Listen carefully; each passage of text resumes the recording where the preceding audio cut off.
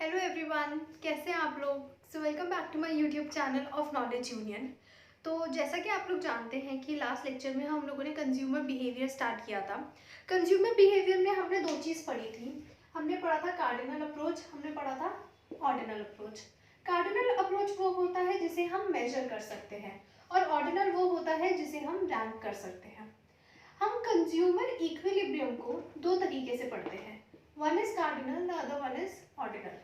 Cardinal जो है जिसे हम यूटिलिटी एनालिसिस भी कहते हैं और ऑर्डिनल को हम इंडिफरेंस कर्व एनालिसिस कहते हैं।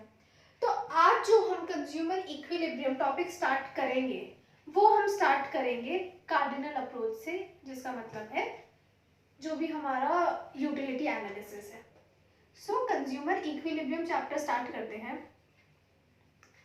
Consumer, who is a consumer. Consumer की बात हम लास्ट लेक्चर में कर चुके हैं। A person who consumes goods and services to maximize his satisfaction. But what is an equilibrium? Equilibrium क्या होता है? Equilibrium is a state of rest. कोई ऐसा पॉइंट जो किसी भी फोर्स से अब हिल नहीं सकता, उसको हम कहते हैं स्टेट ऑफ रेस्ट। या दूसरी तरीके से हम डिफाइन करें, so it is a state of balance. State of balance due to opposite and equal forces. Now for example, हम लोग प्राइस को डिटरमाइन करते हैं, राइट? हम प्राइस डिटरमाइन जब करते हैं, प्राइस दो तरीके से, दो फोर्सेस से डिटरमाइन होता है। One force is demand, the other one is supply. और डिमांड एंड सप्लाई बिल्कुल ऑपोजिट फोर्सेस है। डिमांड जो होती है वो कंज्यूमर की होती है, सप्लाई जो होती है वो प्रोड्यूसर की होती है। I am a consumer, the other person is a producer. हम दोनों एकदम ऑपोजिट फोर्सेस है और हम दोनों का जो मार्केट में इम्पैक्ट है वो इक्वल है। तो इसका मतलब जिस भी पॉइंट पे डिमांड और सप्लाई मीट करेंगे, उस पॉइंट को हम कहते हैं इक्विलिब्रियम प्राइस। अब इस तरीके से this is one of the examples of determining the equilibrium. But इसी तरीके से जब दो ऑपोजिट फोर्सेस का इम्पैक्ट होता है, इक्वल एंड ऑपोजिट फोर्सेस का, उस पॉइंट को जहां वो मिलते हैं, उस पॉइंट को हम कहते हैं इक्विलिब्रियम। सो हम अब पढ़ चुके हैं कि कंज्यूमर कौन है, हम पढ़ चुके हैं इक्विलिब्रियम क्या होता है, लेकिन हम डायरेक्टली जंप नहीं कर सकते कि कंज्यूमर इक्विलिब्रियम को हम कैसे डिटरमाइन करते हैं। उससे पहले हमें कुछ पॉइंट्स को और पढ़ना पड़ेगा। पहला पॉइंट है हमारा rational consumer. Who is a rational consumer? हमें पता है कि कंज्यूमर कौन है, बट हमें ये जानना है कि रैशनल कंज्यूमर कौन है। कोई भी ऐसा consumer, any consumer who seeks to maximize his satisfaction by spending his entire income is known as a rational consumer. So कोई भी ऐसा कंज्यूमर जो स्पेंड करता है अपनी इनकम को, एक कंज्यूमर अपनी इनकम को बहुत तरीके से स्पेंड कर सकता है, A, B, C, D।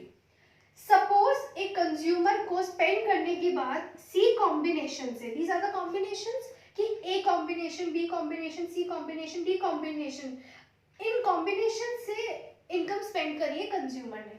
Suppose consumer को C कॉम्बिनेशन पे मैक्सिमम सेटिस्फैक्शन मिलती है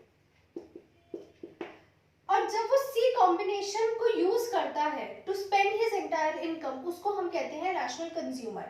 बट अगर सपोज एक कंज्यूमर जानते हुए कि उसकी जो सेटिस्फैक्शन है वो मैक्सिमाइज होगी C में, बट वो B कॉम्बिनेशन को यूज करता है, उसको हम रैशनल कंज्यूमर नहीं कहते।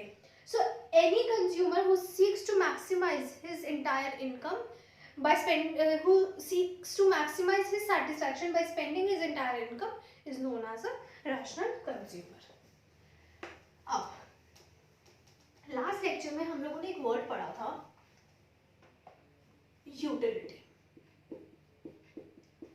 आज इस वर्ड का ना हम लोग वो करेंगे, क्या कहते हैं उसको, पूरा डाइसेक्ट करेंगे कि यूटिलिटी होता क्या है, यूटिलिटी कितने टाइप की होती है।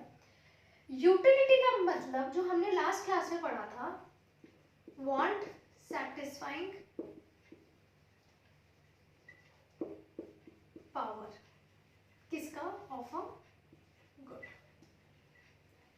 want satisfying power of a good को हम कहते हैं यूटिलिटी.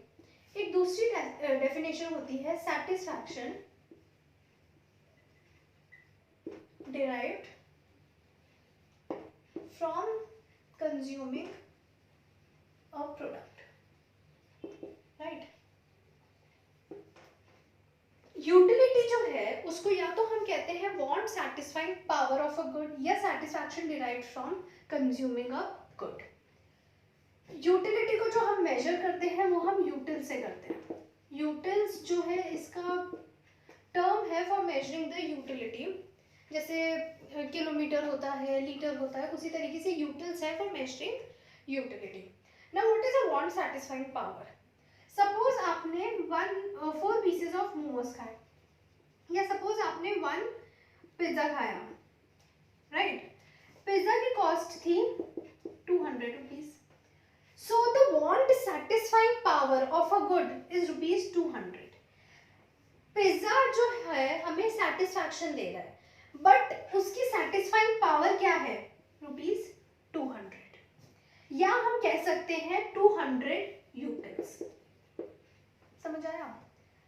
एक पिज्जा जो है वो 200 रुपए का है. अगर हम 200 रुपीज खर्च करते हैं, स्पेंड करते हैं, तो हमें सेटिस्फैक्शन मिलती है 200 रुपए के बराबर. राइट. अब इस 200 रुपए के बराबर जो हमें सेटिस्फैक्शन मिलती है वो 200 रुपए की वांट सैटिस्फाइंग पावर है. ठीक है. अब वांट सैटिस्फाइंग पावर जो है इसका मतलब 200 rupees is the utility of consuming 1 pizza. अब this 200 rupees can be measured in terms of utils. Utils हमने इसीलिए लिया क्योंकि यूटिलिटी को हम मनी की टर्म्स में मेजर नहीं करते, यूटिलिटी को हम यूटिल्स में मेजर करते हैं.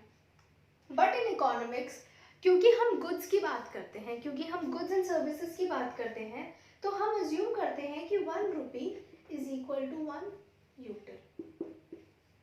तो हम यूटिलिटी का जो टर्म है वो तो यूटिल्स है बट हम 1 रुपी इक्वल टू 1 यूटिल भी अज्यूम करते हैं क्योंकि हम इकोनॉमिक्स में मॉनेटरी टर्म्स में डील करते हैं.